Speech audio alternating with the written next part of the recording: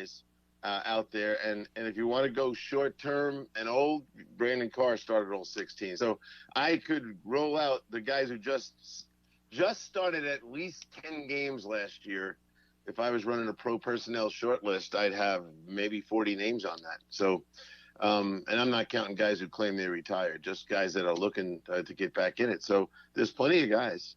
And I think a lot of teams will sign them because when they get close here, they're going to get nervous about remember, we went from 90 to 80. So, Mark, there's your first cut, right? In the old days when we cut two times in the summer, the 10 that we cut from 90 to 80 used to be the first cut. We just cut them before we started.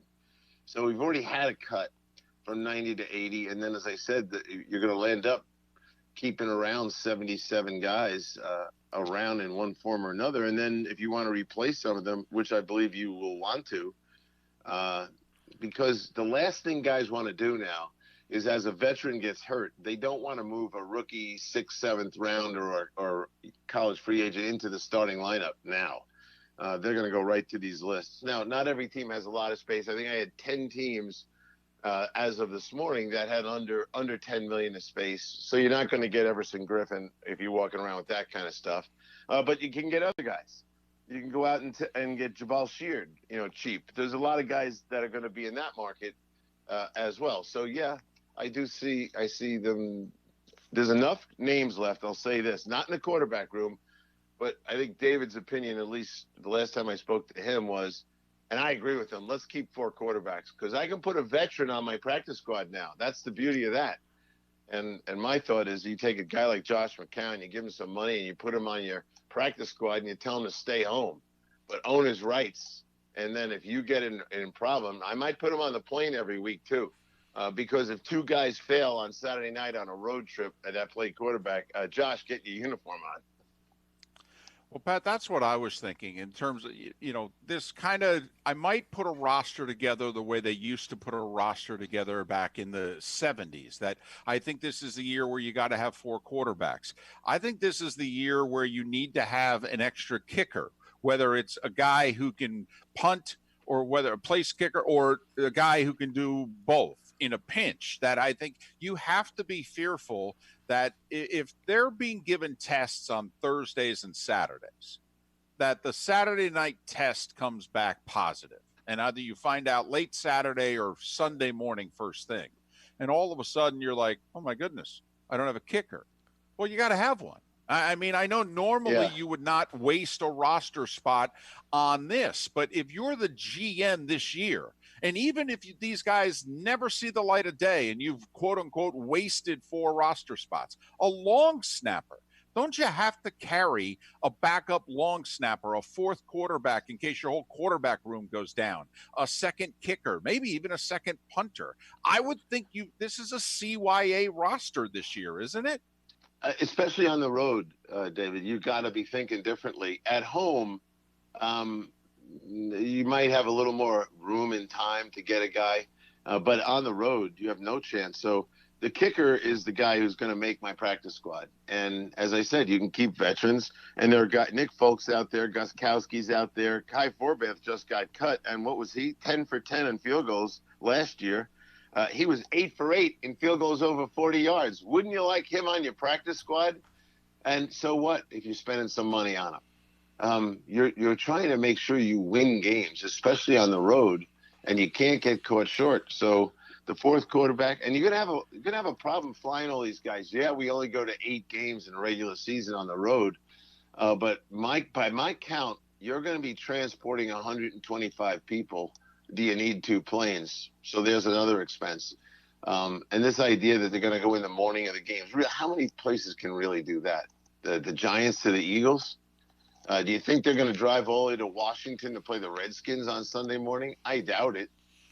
So you're going to be on planes. So there's a lot of issues here to get it all done. But yes, with the 6 roster spots on practice squad for veterans that you can activate at 11:30 on Sunday morning for a 1 o'clock game, I'm going to have key players so I don't have an Achilles heel. That's really what you're asking me to do, and I agree with you.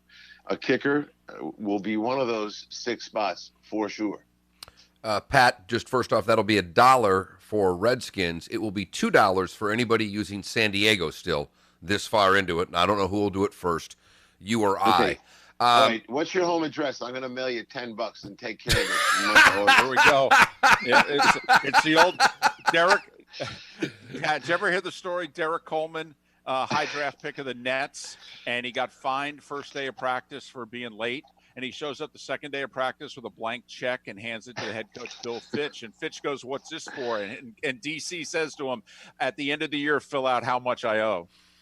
That's it. I know when I'm going to have a hard time. First off, I think it's the football team is ridiculous. So I've already stated on this show, I'm not saying that.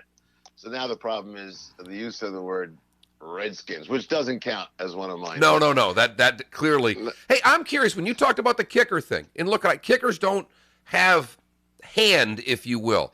If you're Forbath, do you sign a practice squad, or do you sit there going, I'm waiting for a bigger paycheck? How do the free agents work this, Pat? Yeah, that's a good question. There is no law and limit on what you play a practice squad guy. Everyone thinks it's the practice squad weekly salary. It's not. It can be anything you want it to be. It has to be at least that as a minimum. So if I'm trying to get Forbath to sign with me, as an example, I'm going to the veteran minimum. I'm not fooling around here. I need a kicker, and if I lowball him and he says no, then I'm without one. Forget it. Now I might run through a few names, Santos and Parkey and Suck Up and those guys. But when I get to the guy I want, and let's call it Forbath for the second, then I'm going to pay him the veteran minimum and expect him to say, yeah, I'll do that, because that's what he's going to get offered at the next place. Now, if he wants to wait it out and wait for an injury so he's the kicker, then I move on to the next guy. But at the end of the day, I'm hoping I never play the guy. It's called a life insurance policy. Do you really want to collect on your life insurance, Mark? No. I don't think so. But you'd like to have one, and that's what this is. So I'm going to get a veteran kicker, and I'm going to go down the list till I get one that will be on my practice squad at the veteran minimum, and I'm happy I have him, and he will be on that plane just in case at 11:30 my kicker, like right now. Isn't the kicker of the Packers on COVID? Yes, and so is the long snapper. So imagine if this was week 1 of the season and they had a road game, and the kicker and the long snapper failed. You want to scramble and try to call one then? Oh, you're on the road. That's right. You can't even get in there. So I think you're going to have to be thinking this way as we get closer to the reality of what we're all going to try to do here.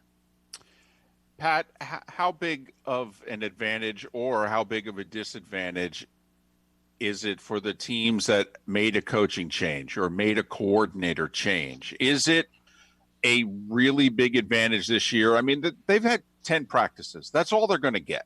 I mean, people think, well, they've been in training camp for 6 weeks. Yeah, they're going to have 10 practices. Most of the 6 weeks is conditioning work. That's it. 10 practices, no off season. I mean, like a team like Atlanta, who didn't fire Dan Quinn and the staff. I mean, is that a 2-win difference in the standings? And they could be 6-10 for all I know. But you know what I'm getting at here, that if you're Joe Judge with the Giants and Rule with Carolina, I mean, it seems to me, Pat, you've never been at more of a disadvantage if you have a new coach and a new system than this year. Yeah, and if you have a young quarterback, it compounds the problem by 2. Yeah, I do think the perfect ingredients for 2020 is retain your full coaching staff, have an elite quarterback that knows what he's doing, and you don't have to build an offense. He already knows. You're already taking reps, and you have a bigger playbook for opening day. And in the month of September, I think you have a chance to be a 3-1 team rather than a 1-3 team. I do think the young coaches that have never been NFL head coaches, that have no time with their team, that may be thinking, like in Carolina, this is a rebuild, so we're going to suffer like crazy, but we're going to play the young guys. That's understandable. At least that it's on purpose. But at the Giants, I think Judge is going to want to win games, and he's going to think the quarterback is ready for the next step. So it'll be a lot more pressure there to perform. And he's talented as a head coach, but this is beyond his talent level. This is a whole different world. 10 practices. I asked a guy yesterday, you got 12 rookie college free agents on your team. Can any of them really make the team? No. And barring injury to the starter and the backup, the college free agent is going to get released. And maybe some of them are on the practice squad with 10 spots for kids. But remember, that practice squad, those rules, it's not just for rookies. There's guys that were on the practice squad last year that qualify again this year and qualify a third time. So do I keep a guy that's coming out of college, or do I keep a guy that was on my practice squad last year? I don't need him right now, but I trained him last year. I'm going to keep that guy. So I think it's really rough to count on any college free agents, 6th rounders, 7th rounders, to make your team and be factors. And you get nervous about it. You might call them back in October when you have so many injuries. At least you trained them for 10 practices, but probably not. So the coach thing is rough, and it's hard. And I know this won't happen, but I really think it's a year that the owner shouldn't fire any head coach. But we know that's not going to happen. But it should be the way. To ask a coach to be judged on this season with all that's going to go on, they'll fire him anyway, because someone's going to win the Super Bowl. Someone's going to, multiple teams are going to win double-digit games, and they're going to say, well, they were able to do it. Well, if you have a veteran team like the Saints with Breeze, or the Bucks with Brady and all those good players, they're going to win enough games that they're going to make someone in their division look pretty bad.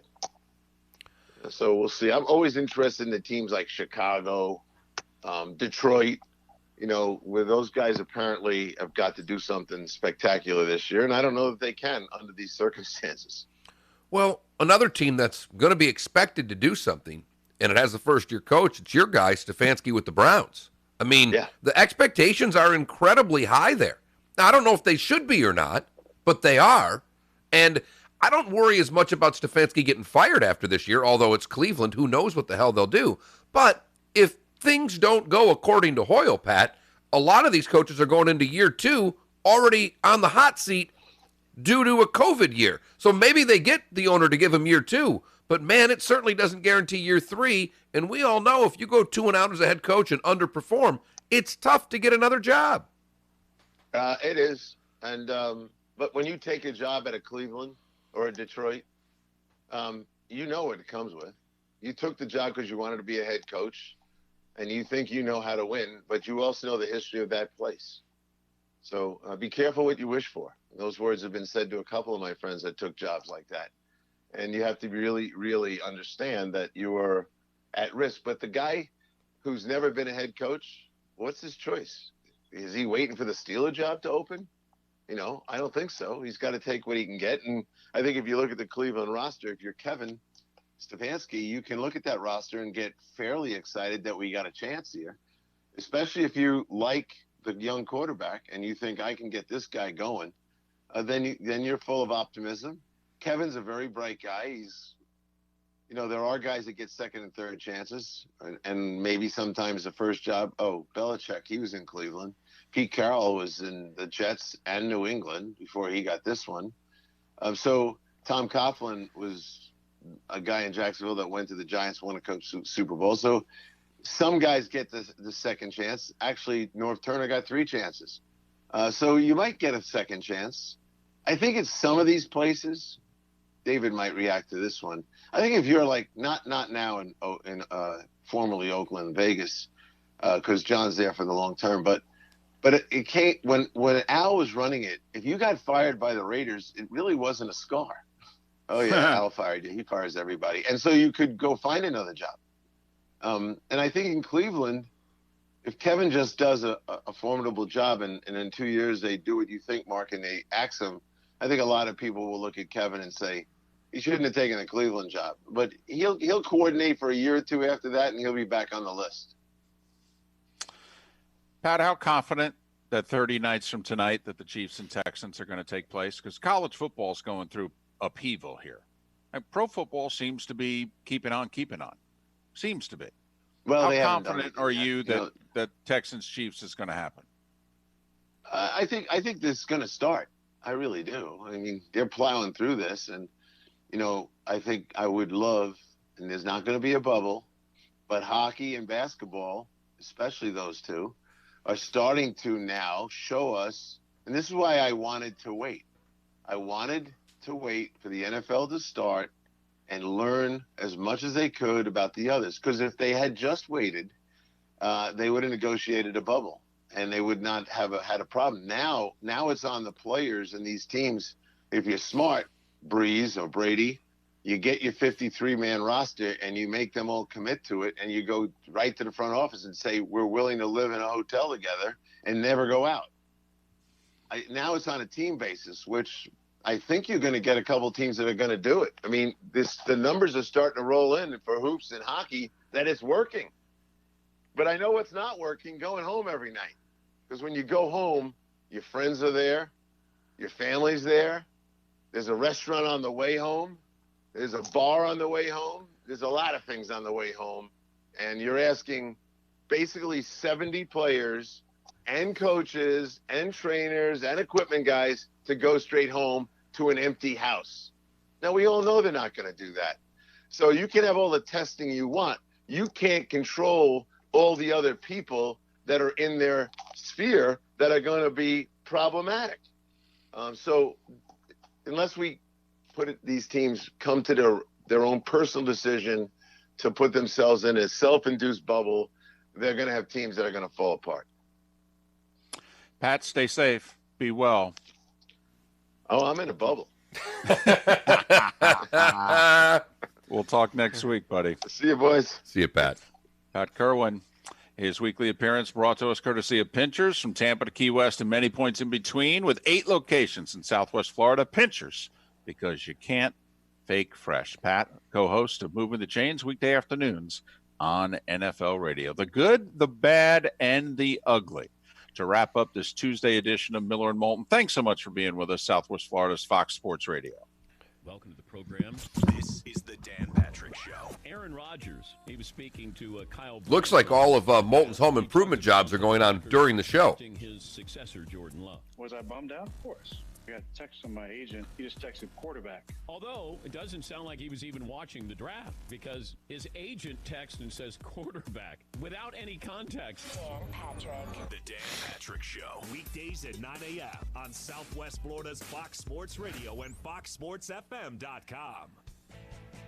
For professional roofing, the name you need to know is D.R. Martineau. You can count on us for great service. You can count on us to get it done. You can count on us for a price that's fair.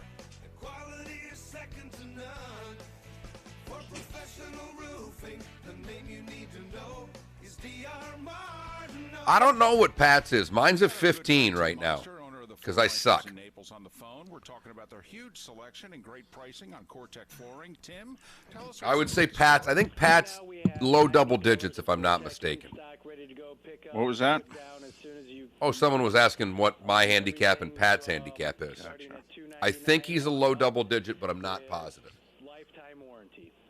But I would take Pat on strokes handicap immediately in match play, simply because Pat's a football coach, and I think football coaches, by and large, would not put their bad scores in and only put their low scores in. I think most football coaches, that personality is apt to be the opposite of a sandbagger. Would you agree with that phrase, David? That statement?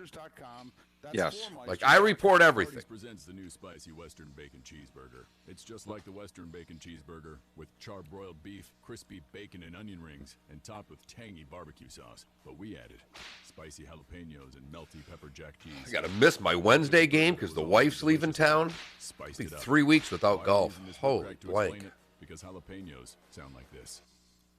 Try the new spicy Western Bacon Cheeseburger at Hardee's. And I can't get I can't go to the range with the daughter yet where I can hit balls. Hardee's presents the Southwest Omelet, Biscuit, and Burrito. Got to get there soon. In 42 states on charges of bringing a sweat to the brow of breakfast lovers with low spice tolerance. We start with a made-from-scratch biscuit. And then we had a fluffy omelet full of melted cheese, crispy bacon, and spicy jalapenos. And if you're feeling extra wild, you can get it all wrapped up in a burrito. The Southwest Omelet, Biscuit, and Burrito are back, only at Hardee's. Feed your happy. Limited time only at participating Hardee's restaurants. Price and participation may vary. Message and data rates may apply. Up to 5 messages a month. TNC and privacy policy found at warbyparker.com/terms. Reply help for help or stop to cancel. Have you ever wondered why eyeglasses cost so much? Glasses have been around 700 years. Isn't technology supposed to get less expensive over time? Well, there's a simple explanation. For decades, the eyewear industry has been dominated by a single company that's kept prices artificially high while reaping huge profits. Yikes. Warby Parker was created to change that. They design and produce their own eyewear and then sell it directly to you for a fraction of the price. Warby Parker's high-quality glasses start at just $95, including your prescription. And if you need an updated prescription, they've got a few easy ways to help you get one. Text COMFORT to 64,000 to try 5 pairs of frames for free. They'll ship them to you to try out for 5 days. I know nobody Find a style cares, you like, they'll send you but a fresh pair with it was your a hell of a prescription. golf Easy. Sunday. Text COMFORT to Lydia Ko had a 64,000 5-shot to lead get with 5 6 holes to frames go try and at lost. home for free. Text You know, COMFORT to 1-shot lead with 64,000 2 holes to play. The last 2 holes were par 5s. COMFORT Daniel Kang pars both par 5s, a shot back. And Ko goes par double Is your bogey. pool a pain to operate? Automation is You're right. easier. Use your phone to turn on your spa, and it'll be warm when you get Nobody home. cares. 3 I know. evaluations. We're a family. But, you know, we talked about, like, what's his face? Was it JT 3 up with 3 to play? Loses to Morikawa in a playoff. You know, Ko's 5 up with 6 to play. Loses. Or 239-574-1133. State certified CPC 057088. My buddy Matty, Best headlines, the best to the worst. Latino The worst tour is thing that back. could happen to anybody They played in ever. Prepare Alpharetta, Georgia yourself last week. and hide the women They're playing in and Alpharetta, children. Georgia again this week. This is Mark Miller's Funny how that Good, works. Bad, and Ugly on Fox Sports Radio. You're live. For the good, we go to Oklahoma, where Katrina Ross Daniels couldn't even sew before the pandemic started. But after her mom noticed some essential workers not having face masks, she learned how to sew and has been doing it ever since. She estimates she's made more than 4,500 masks in the last few months. She sews for about 6 hours a day to create about 60 of them and just gives them to people who need them. She simply hangs the mask up on her front porch. Anyone can take up to 4 a day, all for free, and the people in her community are pitching in by donating fabric to her. Pretty nice little story right there, David. I agree. For the bad, we go to California, where an elderly couple were injured Sunday while trying to flee from an angry cow. The pair encountered the cow and her calf while hiking. However, the cow wasn't having it and apparently perceived them to be a threat, so the cow began chasing them, causing them to fall and hurt themselves. California Highway Patrol found the couple on a trail with the menacing livestock only feet away.